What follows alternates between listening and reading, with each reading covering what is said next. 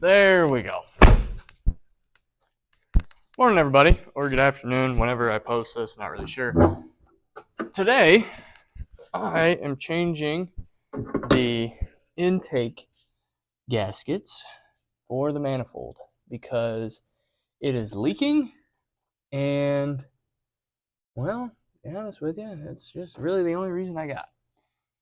And it's like a slow leak where it might leave a puddle if you park it like nose down, but if you park it normal, it doesn't leak. Well, it doesn't have a puddle. It still leaks. But so I bought the gaskets. I got the coolant. I'm gonna do it. We're just gonna knock it out.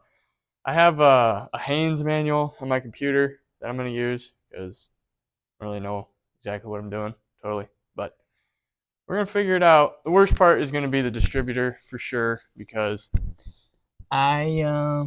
well, I'm just not quite sure on that one.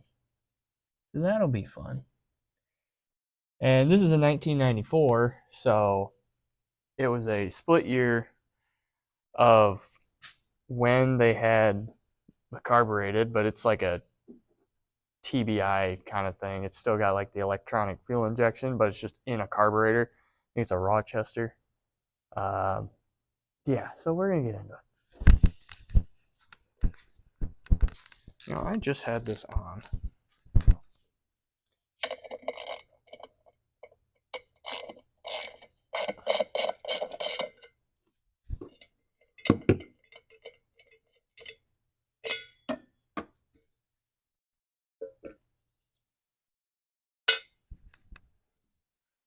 Set that right there.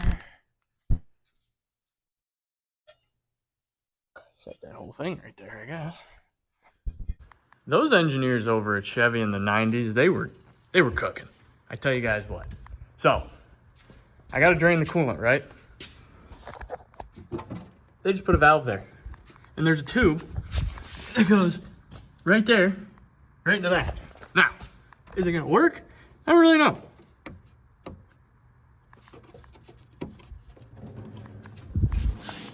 Oh my gosh.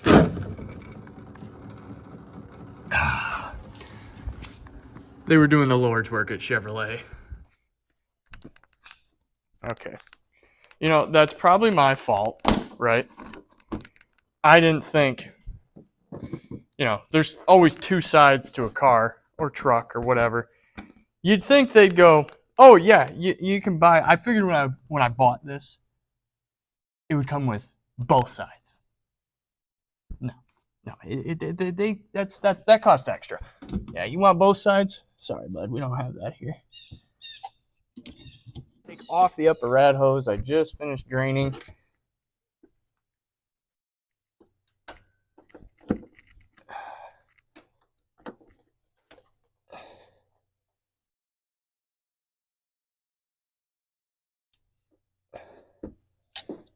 Okay.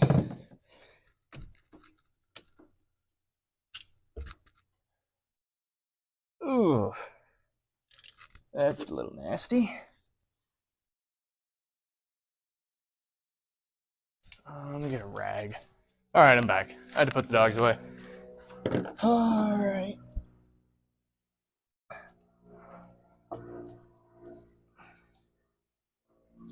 Hold on.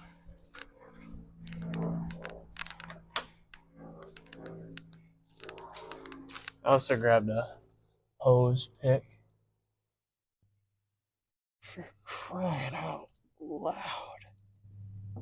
There. All right. Oh, good. There's room. Kidding. That was a lie.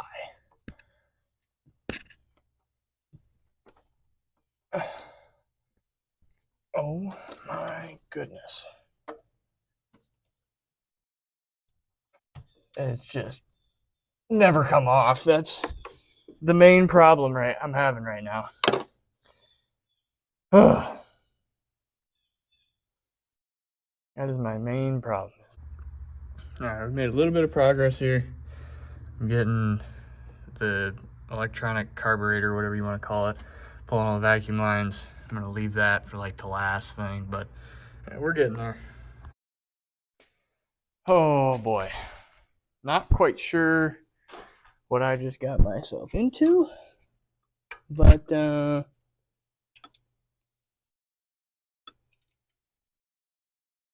shoot, that one's not all the way out yet. Where's the extension? I've got tools everywhere. Not a clue where any of it goes. Oh boy. That's probably why it, pretty sure a red wasp just flew into the engine bay. That's fine. I just want you off. Get off. Please. I don't have my mic in, but that's okay. I'm in it now. And holy crap, is it a lot? Okay. Let's get this thing. What is it caught on? What are you caught on now? What the almost swore. I didn't though.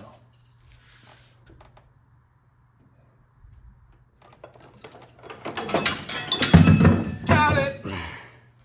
Piece of cake, honestly. How much did I drop in the motor? Well, not too bad. Oh my gosh, yeah. Alright, I can show you guys where the intake gasket definitely failed. Just chunks blew right out of it. Probably stuck to that. Oh, we got it out, everyone. We got... Did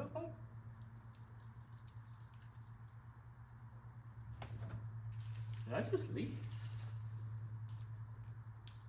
Sounded like it.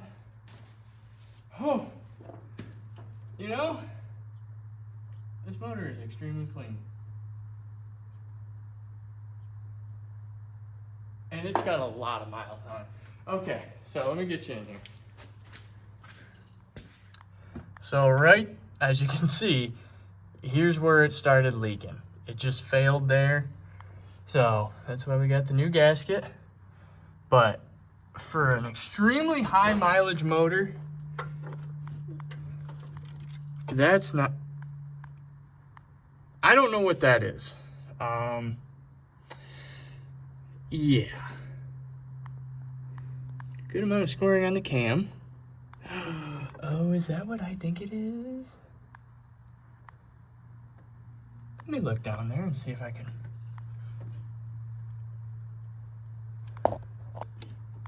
Huh.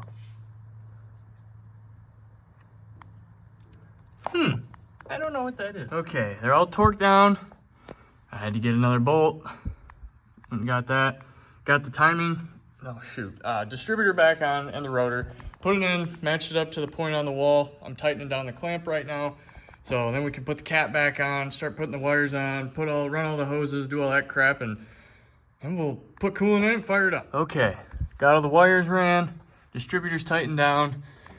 I'm gonna start plugging everything in, got the coil over there. Plug into the back of the distributor, make sure I got all my wires, try to start plugging up vacuum hoses, making progress. Also, I don't know how many of you, probably a lot of you know this, but I didn't know this, and my dad just taught me about it. But let's say you have a vacuum line that breaks, right? You're gonna be dealing with older stuff, it's gonna break. Well, what you do, instead of buying the new vacuum line, you just go buy some hose. I just got this from O'Reilly's. The inner diameter is the size of the outer diameter of that, and you just slip it right on. You do like a little chunk like that, and then you don't have to buy a new vacuum line, and you can still. It's running! Oh my gosh! I'm gonna be honest with you guys, didn't think it'd run, but it's running. I gotta make sure it doesn't leak anywhere. Thermostat has not kicked on yet, but yeah, it's running. Now we just kind of sit here and let it do its thing. I know why it was leaking. I had it way too far down. I had it past the notch, so that's why it was leaking.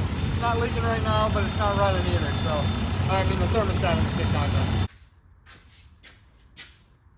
It's done, kind of. I didn't put the top hose on, right? The upper rad hose. It started leaking, but The gaskets did not leak, so that's a plus. I'm probably gonna have to take the apparatus off and put on, and just put it on right, or clean the surface or something. I don't know. But either way, it ran. As any project goes with me, it costs way more money than I thought it would. I bought the gaskets and I was like, all right, a little silicone, a little bit of that, we're good, right? No. But I did do it, so that's a plus. I now need to figure out how to get this we just gotta put it back together. I'm really tired, so I'm struggling with the words thing. And I obviously have to clean. You can't see the bottom, but there is a pile of junk parts, tools, and but it's done. That Haynes manual really helped a lot. And calling my dad about 1,700 times. Let's go through a checklist here. Number of bolts broken, 1.5. One started to break. The reason I knew it started to break because it started doing the same thing as the one that broke. The one that broke was on a non-passageway, like an oil port in the back, so we're gonna let it ride, and I'll keep you updated for that. Swear word said, I think I came up with new ones during this project.